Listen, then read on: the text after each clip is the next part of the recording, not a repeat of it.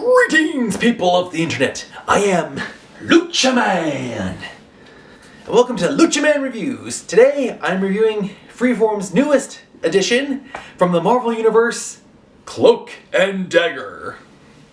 This is pretty cool. When I saw the announcement for this, I was like, oh, cool. The first time I ever saw Cloak and Dagger was, I have a Marvel Spider-Man encyclopedia. I talked about them. And then later on, I got to unlock them as playable characters for the Avengers Alliance game from the Facebook game before it got taken down. Anyway, Marvel's Cloak and Dagger.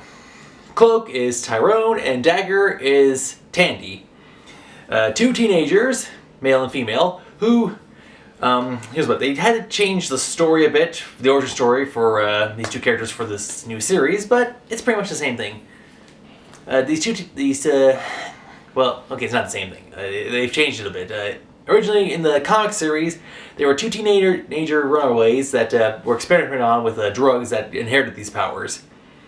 For this series, here's what. Both these kids come from different worlds. Both have different lives, but both suffered a tragic loss and were exposed to some weird supernatural event which gave them their powers when they were kids, which have just now started to manifest years later as teenagers. Call it fate, call it destiny, divine intervention, whatever you want to call it, but they were given these powers and they now have them for reasons. Cloak's power is the ability to manipulate darkness and to transport himself here, there, anywhere. And Dagger, she's able to manipulate light and convert it into physical light into physical blades of energy. And it is found out that the two need to coexist with each other. Yin and yang form a balance. Each one is dependent on the other. Alright, so the series debuted with a 2-hour season beginning. Each episode normally runs about an hour, but because it's the two of them, it's a 2-hour thing.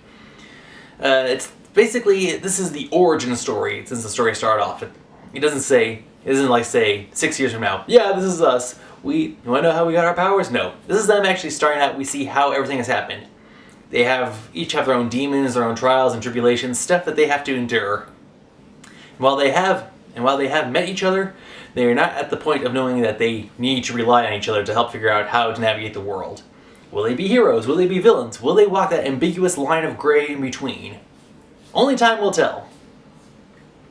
Let's see. The show, so far, yeah, it's them trying to figure out how their powers work, how to control them, when they turn on and off, and also having to deal with the real world around them with their family, their friends, and other factors.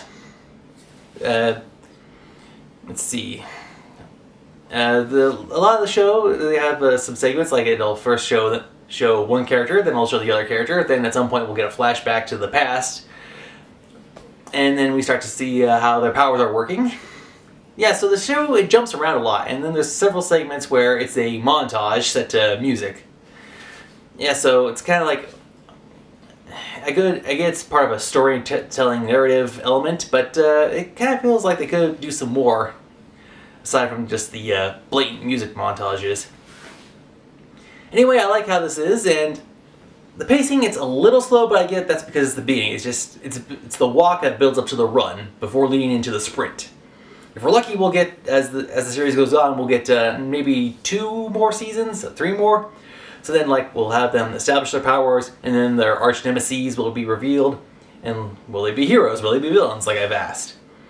And also, will they have characters from other parts of the Marvel Universe show up? Will we have the Agents of S.H.I.E.L.D.? Will we have anyone from the Cinematic Universe? Will we have from Jessica Jones or Luke Cage, from the Netflix series come in? Or will we have someone who's also part of the Marvel Universe that hasn't gotten a series or a movie yet pop in, and hopefully that'll be the springboard to launch them off on their own. Who knows? Yeah, so it's only the first 2 episodes, but yeah, like I said, I normally like to wait a couple of episodes before I do a review, because right now we're at the origin story point, but so far, it's good, it has my attention, and I will follow it because it's Marvel, and I love the superhero genre. But right now, alright, so I gotta meet it halfway. I am going to give Marvel's Cloak and Dagger an 8.5 out of 10.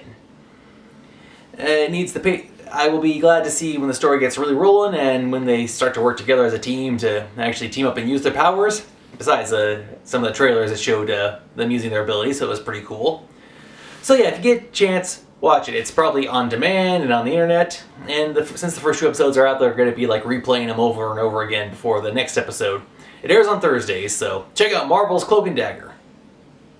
Well, that's all the time we have for this episode. Thank you for watching. Until next time, this has been LUCHA Man for LUCHA Man Reviews, saying thank you for watching and have a nice day.